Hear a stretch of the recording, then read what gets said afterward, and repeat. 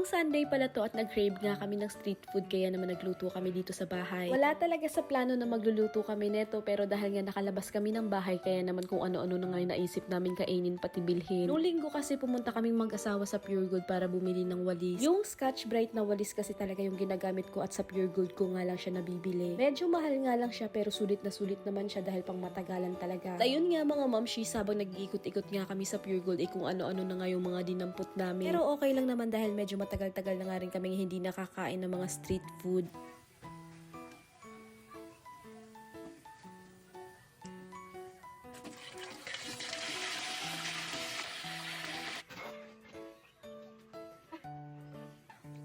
Bumili na nga rin pala kami ng kalahating kilong Veep sa Pure Gold at eto nga igigisa ko na siya. Kabili kasi kami sa Dali ng chips at masarap nga siyang pang nachos kaya naman gagamitin na namin ng mga araw na yan. Medyo matagal-tagal na nga yung chips dito sa bahay at finally nga magagamit na namin. Eto namang sauce na niluluto ko ay para to sa fish ball, chicken ball, kikiam at squid ball.